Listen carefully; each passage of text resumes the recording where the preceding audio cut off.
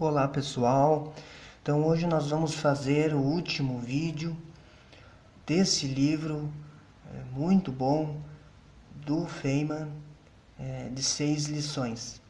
Então, agradecendo a paciência de mais um vídeo, nós vamos ver o comportamento quântico, que é o 6º capítulo. Então, nós vamos fazer de uma maneira diferente, em virtude das figuras da fenda dupla.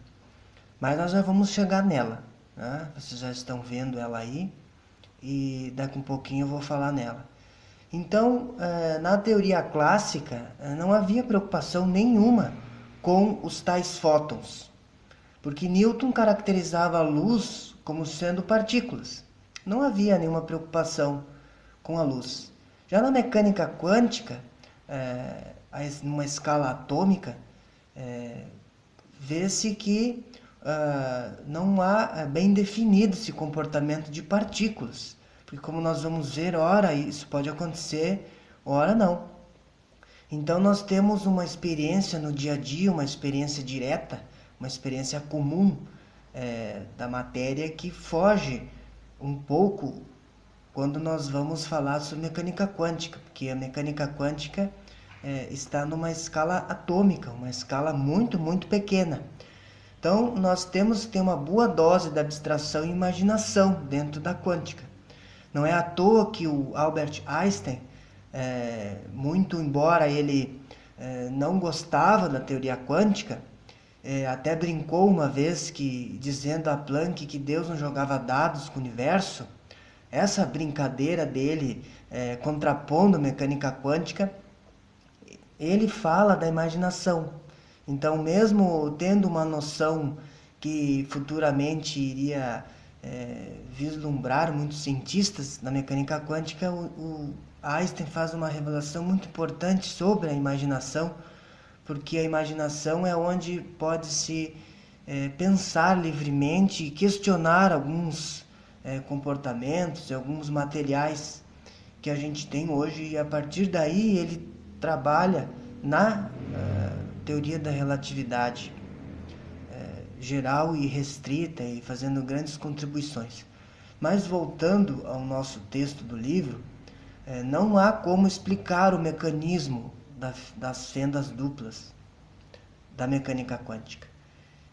Nós vamos apenas nos satisfazer explicando como que funciona. E nós vamos começar fazendo isso, e agora sim nós vamos partir para a figura, né, de uma metralhadora está jogando balas, ou poderia ser pedras, e essas pedras estão colidindo aqui numa parede onde tem duas fendas, fenda 1 e fenda 2. Então elas vão bater aqui, a princípio são indestrutíveis essas balas, e elas vão bater e formar uma região onde elas vão se concentrar aqui na barreira. Então aqui nós temos as duas hipóteses sobre quando bate com uma fenda 1. Então nós temos a característica da fenda 1, das partículas que passam ali na fenda 1, e na fenda 2 nós temos esse comportamento. Se juntar as duas, nós temos esse comportamento aqui, ou seja, uma região de maior incidência das partículas aqui nesse posicionamento aqui, onde se chama de x0. Agora, se a gente fizer isso com ondas mecânicas, como que isso vai acontecer? Então, nós vamos gerar uma fonte de ondas aqui, é como se batesse numa água. Quando a gente joga uma pedra numa água, ela gera ondas, e essas ondas são caracterizadas dessa forma aqui na figura. Então, se a gente colocar um objeto que entra e sai da água, nós teremos ondas assim, circulares, e essas ondas vão colidir nas mesmas fendas que nós tínhamos antes, e elas vão gerar dois tipos de ondas que elas vão interferir. Nesse momento aqui, elas estão interferindo uma com a outra, né? E elas vão colidir aqui na parede. Vai ter uma figura, vai ter uma onda característica aqui, da onde vai colidir as ondas dessa fenda 1 aqui e da fenda 2 aqui. O que nos interessa aqui é no final. No final nós temos a soma dessas interferências, aonde eu tenho então uma grande intensidade, um grande aumento aqui, eu tenho uma interferência construtiva, é quando as ondas se somam.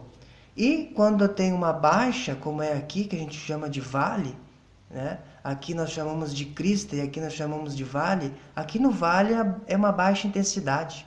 Aí a interferência é destrutiva. Destrutiva é quando eles se anulam. Então, a partir disso, a gente tem esses conhecimentos da mecânica. E agora nós vamos lá quando nós temos elétrons. O que vai acontecer com os elétrons? É uma coisa muito curiosa que acontece com os elétrons, que eles também vão ser ejetados aqui por um aparelho, passam pelas fendas, mas interessante é que no final ele se comporta como ondas.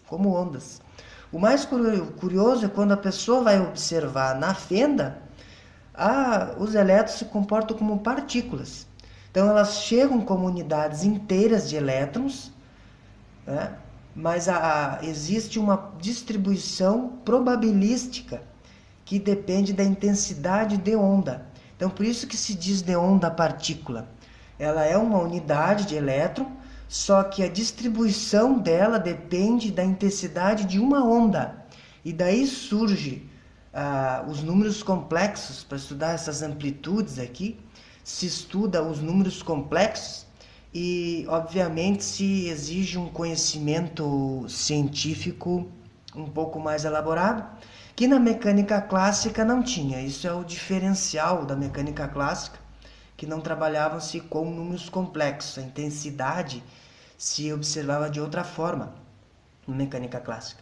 Então, quando nós olhamos a distribuição aqui, curiosamente, não temos esse padrão de ondas.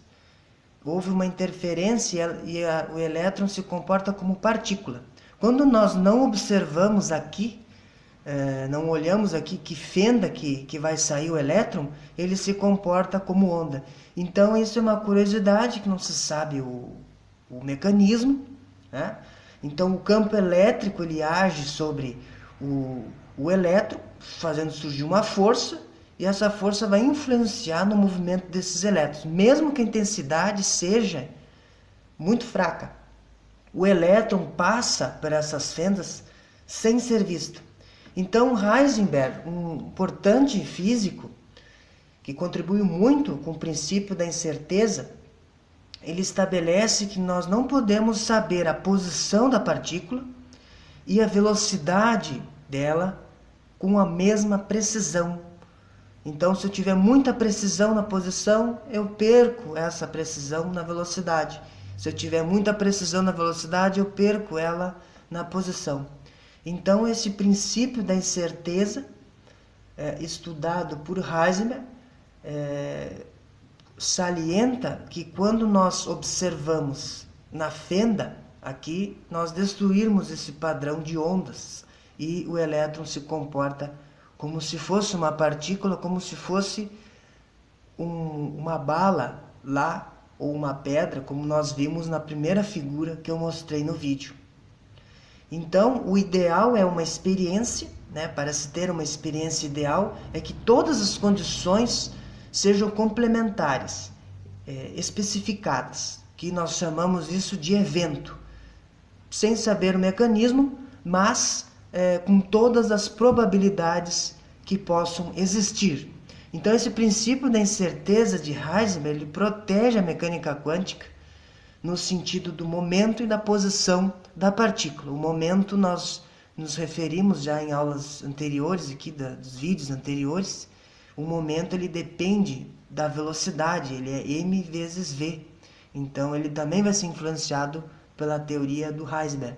Então, são contribuições importantíssimas dentro da mecânica quântica, que hoje nós usamos muito e temos muito ainda que usar e descobrir. Então, com isso, a gente encerra o livro do Feynman. Em breve eu vou fazer mais mais vídeos, sobre mais livros, né? E até mais.